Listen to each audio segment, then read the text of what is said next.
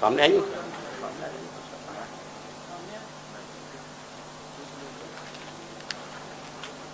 सामने रहने का अच्छा लगता है। यहाँ जाएगा तो फोटोग्राफ कर लेगा।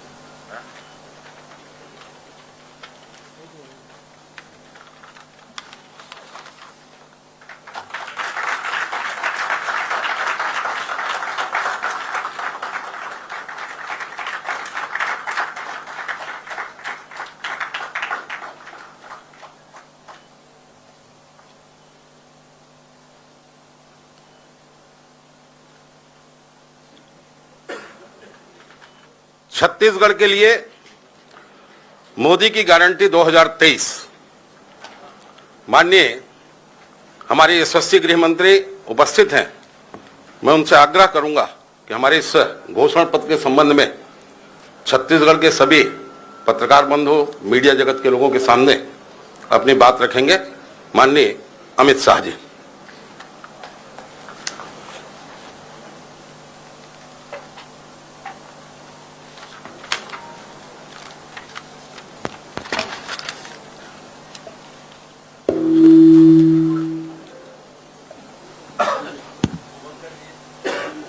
मंच पर उपस्थित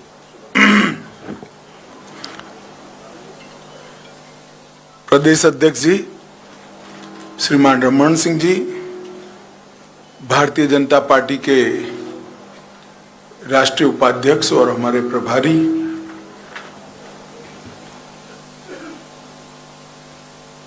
ओम जी माथुर जी, नारायण चंदेल जी, सरोज पांडे जी, विजय बघेल जी, राम विचार नेताम जी, ब्रिजमोहन अग्रवाल जी और यहाँ सभागार में उपस्थित सभी पत्रकार, छायाकार भाई बहन, आप सभी को नमस्कार।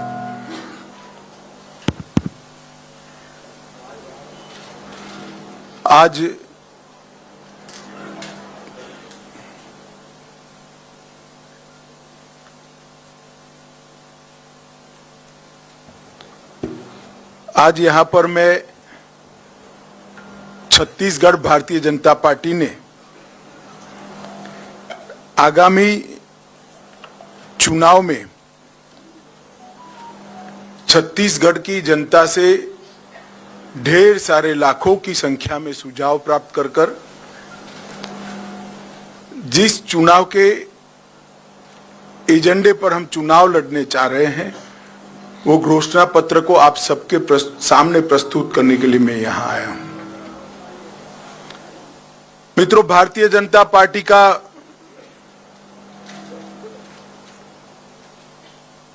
एक रिकॉर्ड है कि चुनाव घोषणा पत्र सिर्फ घोषणा पत्र नहीं होता है, हमारे लिए संकल्प पत्र होता है।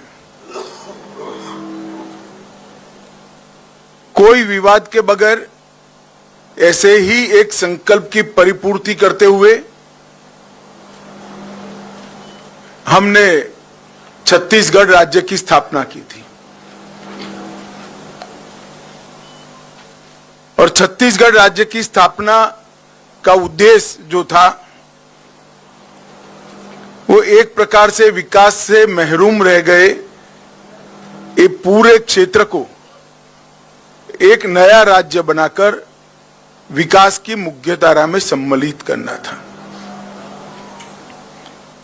छत्तीसगढ़ की स्थापना के कुछ ही समय के बाद हमें छत्तीसगढ़ के लिए काम करने का मौका मिला। 15 साल तक रमन सिंह जी के नेतृत्व में छत्तीसगढ़ में भारतीय जनता पार्टी की सरकार चली और ये 15 साल छत्तीसगढ़ को बीमारू राज्य से एक अच्छे राज्य में तब्दील करने वाले 15 साल रहे। अभी 5 साल कांग्रेस की सरकार रही, अब फिर से चुनाव आया है।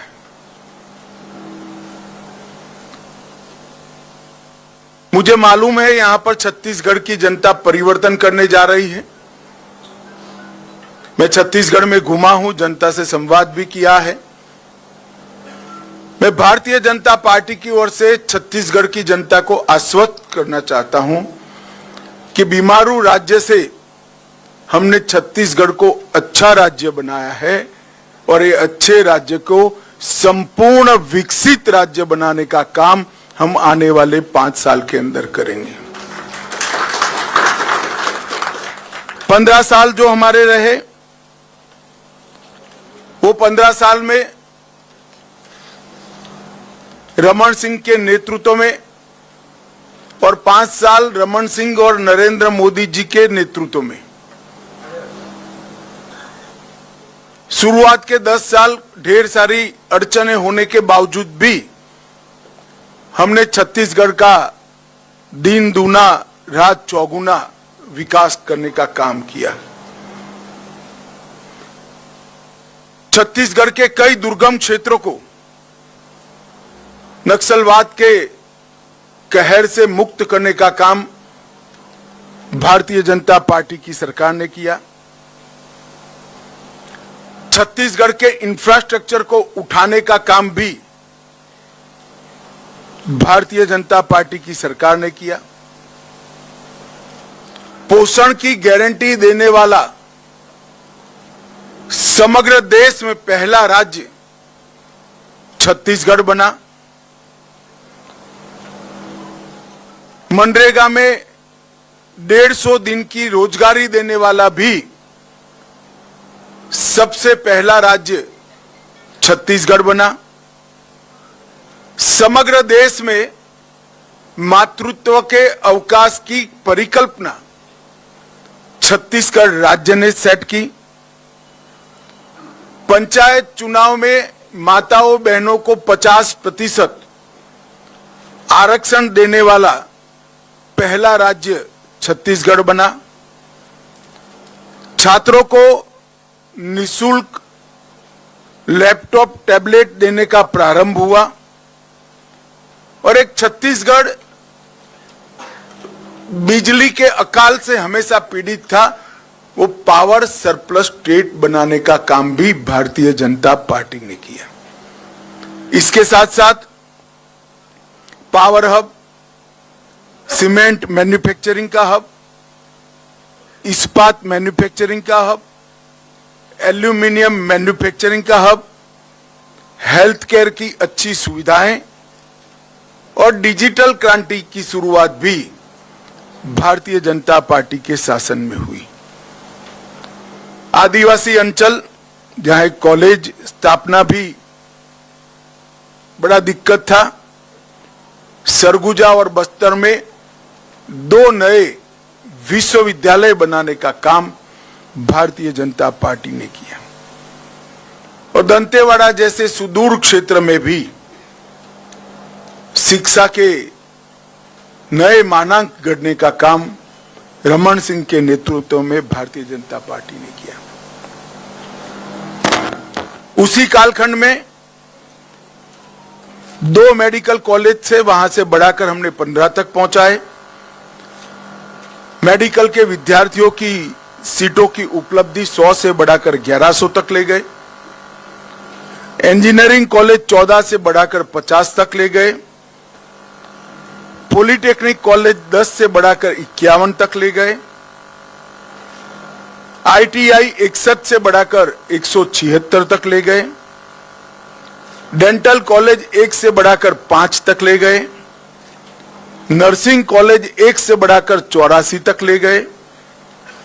मैनेजमेंट के कॉलेज 2 से बढ़ाकर 16 तक ले गए और पशु चिकित्सा कॉलेज और कृषि कॉलेज 4 से बढ़ाकर 31 तक ले जाने का काम हुआ। परंतु बीच में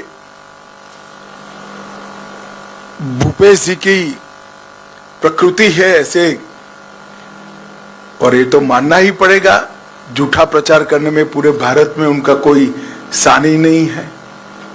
गलत सीडी बनाना, फर्जी सीडी बनाना, फर्जी पेन ड्राइव बनाना, फर्जी अखबार में समाचार प्लांट करना, इसमें इनको सिद्धता है। एक वातावरण बनाकर उन्होंने 5 साल के लिए सत्ता ली और ये 5 साल में क्या हुआ? 2000 करोड़ का शराब घोटाला हुआ, 540 करोड़ का कोयले के परिवहन का घोटाला हुआ,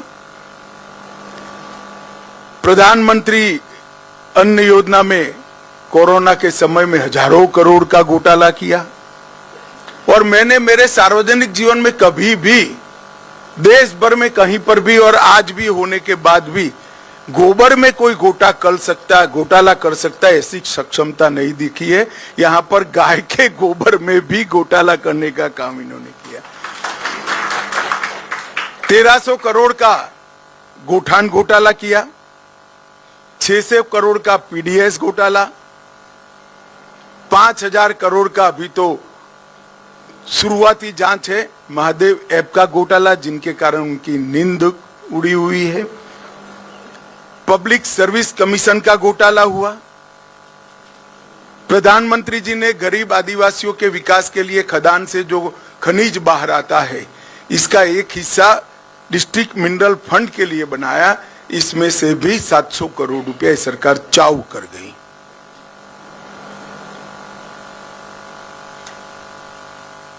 भर्ती की स्थिति ऐसी रही कि भ्रष्टाचार के कारण दलित युवाओं ने निवस्त्र होकर रायपुर के अंदर जुलूस निकालना पड़ा, निवस्त्र जुलूस निकालना पड़ा।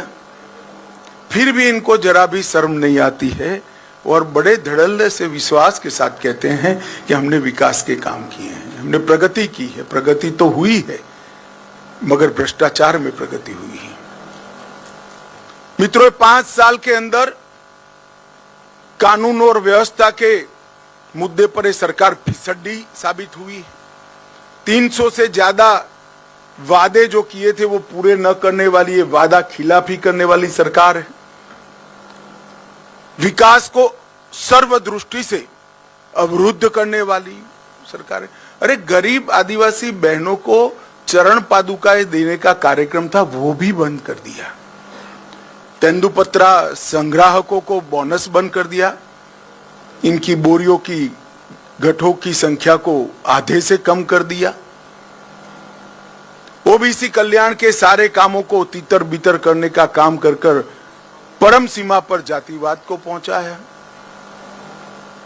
तुष्टीकरण का हाल यह है कि भुवनेश्वर साहू को लॉन्च कर मार डाला, मगर वोट बैंक के कारण उनके हत्यारों के खिलाफ कोई कठोर कार्यवाही नहीं हो रही है।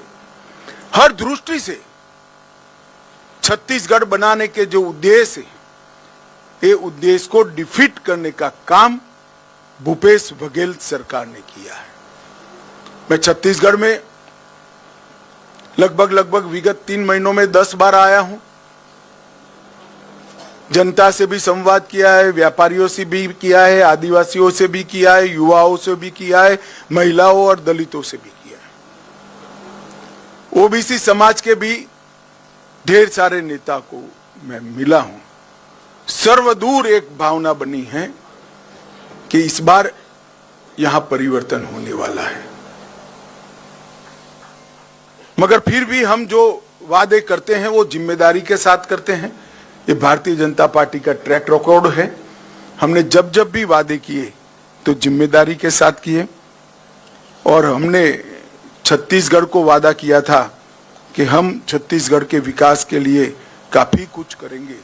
मैं आज आप सबके माध्यम से छत्तीसगढ़ की जनता को बताना चाहता हूं, 10 साल सोनिया मनमोहन की सरकार रही और 9 साल मोदी जी की सरकार रही। ये 10 साल में डिवोल्यूशन फंड और ग्रांट इन एड में सोनिया मनमोहन सरकार ने 77,000 करोड़ रुपया छत्तीसगढ़ के लिए लिया था और हमने 9 साल में 77,000 करोड़ को बढ़ाकर 3 लाख करोड़ रुपया छत्तीसगढ़ के विकास के लिए भेजने का काम किया। 9,000 करोड़ से ज्यादा रोडवेज के काम किए हैं। रेलवेज के लिए 2500 करोड़ अंतिम बजट में सिर्फ आवंटन किया है। 162 करोड़ की लागत से रायपुर एयरपोर्ट का उन्नयन मोदी जी कर रहे हैं। 42 एकलव्य आदिवासी विद्यालय बनाए हैं। 500 मेगावाट की क्षमता के सोलर पार्क की स्थापना की है। पिछले 3 वर्षों में नक्सल प्रभावित एरिया में 1200 बैंक की शाखाएं, 5000 डाकघर और 2300 मोबाइल टावर बनाकर वहां पर रीच बढ़ाने का काम ये भारतीय जनता पार्टी की सरकार ने किया है। जगदलपुर में 2 ट्राइब्स इंडिया शोरूम बनाने का काम किया है और ढेर सारे गरीब कल्याण के काम मोदी जी ने यहां पर किए हैं, जिसकी बहुत लंबी सूची है, मैं बताना नहीं चाहता हूं, परंतु मैं इतना जरूर बताना चाहता हूं कि छत्तीसगढ़ के हर गरीब को घर में बिजली, शुद्ध पीने का पानी, गैस का सिलेंडर, शौचालय और इसको 5 लाख तक की सारी स्वास्थ्य की सुविधाएं और प्रति व्यक्ति प्रति माह 5 किलो अनाज देने का काम कर नरेंद्र मोदी जी ने हमारी सरकार न होने के बावजूद भी छत्तीसगढ़ की जनता की सेवा बहुत प्रमुखता के साथ और एग्रेसिवनेस के साथ की। परंतु मैं छत्तीसगढ़ की जनता को कहना चाहता हूं कि मोदी जी जो करना चाहते हैं उसमें श्रीमान बघेल सबसे बड़ा विज्ञ है और ये विघ्न मोदी जी को छत्तीसगढ़ का डेवलपमेंट नहीं करने देता है। उनको डर है कि अगर ये सारे काम हो गए तो भारतीय जनता पार्टी लोकप्रिय बन जाएगी और उनकी कुर्सी चली जाएगी। भूपेश बाबू, कुर्सी तो वैसे ही जाने वाली है क्योंकि 5 साल तक आपने कांग्रेस हाईकमांड के एटीएम बनने के अलावे कोई काम नहीं किया है। हजारों करोड़ रुपया छत्तीसगढ़ के गरीब जनता का कांग्रेस के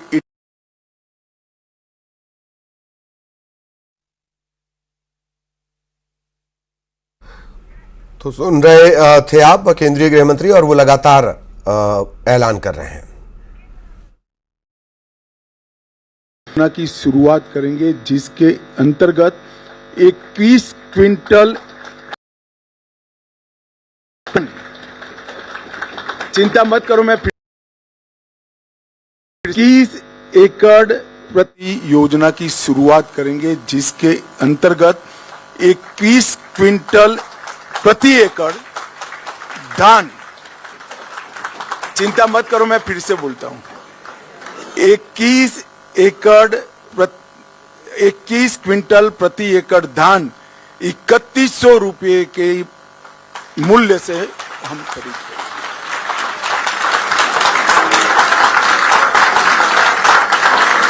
हैं। और इसके साथ साथ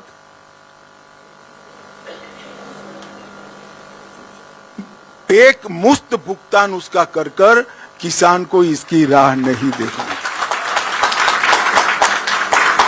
मैं यहां पर एक स्पष्टता जरूर करना चाहूंगा छत्तीसगढ़ की जनता के सामने कि अभी 2700 रुपया जो मिल रहा है छत्तीसगढ़ की जनता को, इसमें से 2200 रुपया मोदी जी भेज रहे हैं और बघेल साहब 500 रुपया अंदर डालकर, वो भी लेट, 1 साल लेट, 500 रुपया डालकर 2700 रुपये की क्रेडिट ले रहे हैं। अब मैं बताता हूं 3131 रुपया भारतीय जनता पार्टी की डबल इंजन सरकारों का होगा और साथ में एक मुफ्त भुगतान भी हम करेंगे। इन्होंने एक नया बहाना बनाया है कि भुगतान नहीं करना है, खरीद नहीं करनी है तो बारदान की उपलब्धि नहीं कराते हैं। हम ये भी स्पष्ट कर देते हैं कि बारदान की उपलब्धि धान की खरीदी के पहले ही पर्याप्त मात्रा में कर ली जाएगी। इन्होंने वादा किया था हर महीना महतारी वंदन योजना के तहत हम महिलाओं को कुछ मुआवजा देंगे, नहीं दिया। हमने तय कर लिया है कि 12,000 रुपया सालाना हर विवाहित महिला को देने का भारतीय जनता पार्टी निर्णय करेगी। इन्होंने 5 साल तक सरकारी पदों पर भर्तियों में करप्शन नहीं हो पाया, इसलिए भर्तियां रोक दी। जब तक उनकी उगाही नहीं होती है, भर्ती नहीं करते। इसके कारण भर्ती की स्पीड हो गई। मोल भाव देने वाला नहीं मिला तो भर्ती ही नहीं करना। इसके कारण ढेर सारे पद खाली रह गए। 1 लाख खाली पदों को सिर्फ 2 साल के अंदर समयबद्ध टाइम टेबल तय कर हम इसकी भर्ती करेंगे। 18 लाख प्रधानमंत्री आवास योजना के घर बनाएंगे और छत्तीसगढ़ के हर घर में निर्मल जल नल से पहुंचाने का हम कार्यक्रम करेंगे। इसके साथ साथ तेंदुपत्ता संग्रहण में जो मेरे आदिवासी भाइयों बहनों जुड़े हैं, उनको बड़ा अन्याय हुआ है। हम प्रदेश में तेंदुपत्ता संग्रहण 5500 रुपया प्रति मानक बोरो में करेंगे। संग्रहण के मौजूदा दिनों में 15 दिन करेंगे, इसकी बढ़ोतरी करेंगे। चरण पादुका योजना फिर से चालू करेंगे और अतिरिक्त संग्रहण करने वालों को 4500 रुपये का बोनस भी भारतीय जनता पार्टी की सरकार देगी। भूमिहीन खेतीहर मजदूरों को दीनदयाल उपाध्याय कृषि मजदूर कल्याण योजना के तहत 10,000 रुपये की सालाना मदद करने का काम भारतीय जनता पार्टी करेगी। आयुष्मान भारत योजना जो मोदी जी ने देश के 60 करोड़ गरीबों के लिए इंट्रोड्यूस की है, हम प्रत्येक परिवार को 5 लाख की योजना तो देंगे ही देंगे। इसके साथ साथ 10 लाख तक का पूरा जिसको जरूर पड़ेगी इसका उपचार मुख्यमंत्री राहत कोष से किया जाएगा, क्योंकि ज्यादातर लोगों को 10 लाख के उपचार की जरूरत ही नहीं पड़ती है, तो प्रीमियम खर्च करने की जरूरत नहीं है। परंतु किसी को भी 5 लाख से ऊपर खर्च होगा, वो मुख्यमंत्री राहत कोष से देकर हम इस योजना को 10 लाख तक ले जाएंगे। प्रधानमंत्री जन औषधि केंद्र जो 90% से 30% सस्ती दवाइयां, जीवन रक्षक दवाइयां देता है, हम राज्य में 500 नए जन औषधि केंद्र खोलेंगे, जिससे गरीब लोगों को सस्ती दवाइयां उपलब्ध कर सकें। हमें सुनिश्चित करेंगे कि पब्लिक सर्विस कमीशन की परीक्षा में पारदर्शिता होगी और इसको इस तर्ज पर करेंगे कि 5 साल में एक भी भर्ती घोटाला किसी के सामने नहीं आएगा। इसके साथ साथ भर्ती घोटाले में जो घपले करे हैं वो निश्चिंतता के साथ न सोए। आज से आप माला करना शुरू कर दो। सरकार आते ही आपके खिलाफ कठोर क्रिमिनल जांच की हम घोषणा करते हैं।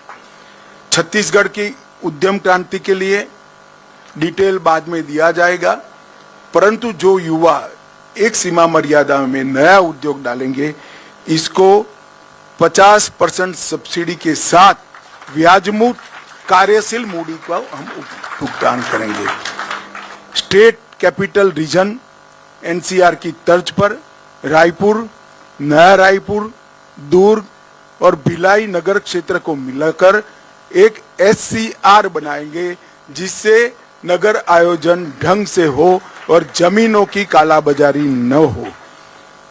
सेंट्रल भारत का इनोवेशन हब बनाने के लिए हम रायपुर में एक बहुत बड़ा इनोवेशन का केंद्र बनाएंगे, जिससे कम से कम राज्य के अंदर 6 लाख से ज्यादा रोजगार उत्पन्न होंगे। रानी दुर्गावती योजना बीपीएल वर्ग की बालिकाओं के जन्म पर 1,50,000 रुपया उनको वयस्क होने पर मिले, इस प्रकार की हम रानी दुर्गावती योजना लेकर आएंगे। और माताओं बहनों को मोदी जी ने गैस का कनेक्शन दिया है। छत्तीसगढ़ सरकार 500 रुपये में गैस का सिलेंडर देने की भी घोषणा करती है। और इसके साथ साथ हम कॉलेज आने जाने के लिए डायरेक्ट बेनिफिट ट्रांसफर के माध्यम से मासिक ट्रैवल अलाउंस भी लेंगे। जो मैंने आगे कहा, हजारों करोड़ का घपला घोटाला हुआ है। घोटाला किसने किया उसका महत्व नहीं है, जनता का पैसा है, पाई पाई वापिस खजाने में आनी चाहिए। हमारी सरकार का नीति है भ्रष्टाचार के खिलाफ जीरो टॉलरेंस का। भ्रष्टाचार के खिलाफ जांच आयोग भी बनाएंगे और क्रिमिनल इन्वेस्टिगेशन की भी हम शुरुआत करेंगे। एम्स के तर्ज पर Chhattisgarh institute of medical science CIMS, हर लोकसभा क्षेत्र में आईआईटी की तर्ज पर CIT Chhattisgarh institute of technology और हर संभाग में सिम्स, इसकी रचना कर कर पढ़ाई लिखाई, रोजगार युक्त पढ़ाई लिखाई और स्वास्थ्य की सुविधा दोनों को छत्तीसगढ़ सरकार ताकत देगी। दोनों सिम्स और सीट के मॉडल भी हमने बना लिए हैं कि वो किस तर्ज पर काम करेंगे और इसके मानांक क्या होंगे। इन्वेस्ट छत्तीसगढ़ सम्मेलन की शुरुआत कर कर, वैसे भी इन्वेस्टमेंट आएगा, भ्रष्टाचार नहीं होगा, मगर फिर भी एकल खिड़की योजना शुरू कर कर इन्वेस्ट छत्तीसगढ़ सम्मेलन की फिर से शुरुआत कर कर हम इन्वेस्टमेंट को यहाँ लाएंगे। सरकार तुहर द्वार के माध्यम से लोकाभिमुख एडमिनिस्ट्रेशन की दिशा में हम आगे बढ़ेंगे। शक्तिपीठ परियोजना के तहत 1000 किलोमीटर लंबी शक्तिपीठ परियोजना छत्तीसगढ़ के 5 शक्तिपीठों को और उत्तराखंड के 4 धाम की यात्रा के तर्ज पर विकसित कर कर छत्तीसगढ़ को यात्रा धाम के क्षेत्र में, टूरिज्म के क्षेत्र में एक नई ऊंचाई पर ले जाएंगे। और सबसे अंतिम है, अयोध्या में राम मंदिर बन रहा है। 22 जनवरी को मोदी जी इसका प्राण प्रतिष्ठा करने वाले हैं। छत्तीसगढ़ के गरीब लोगों को रामलल्ला के दर्शन के लिए रामलल्ला दर्शन योजना भी हम लेकर आएंगे, जिससे रामलल्ला के दर्शन हो सके।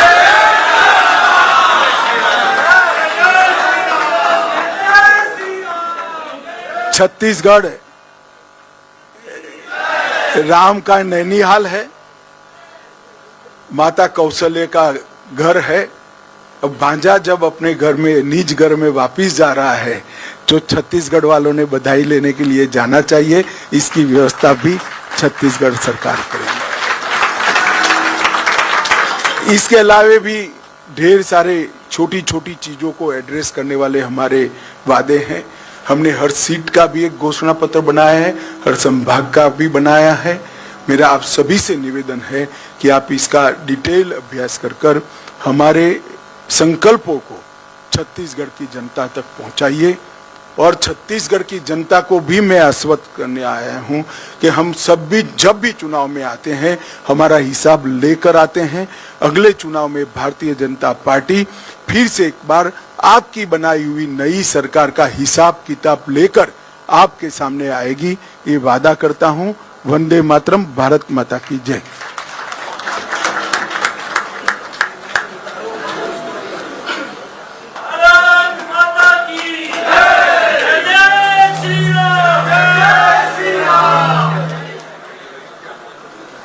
और क्या कुछ इस घोषणा पत्र में नजर आने वाला है, वो पूरे विस्तार से हालांकि उन्होंने जिक्र किया। प्रमुख बातों का जिक्र उन्होंने किया केंद्रीय गृह मंत्री अमित शाह ने। और सबसे बड़ी बात, 21 क्विंटल प्रति एकड़ धान की खरीदी। लेकिन जो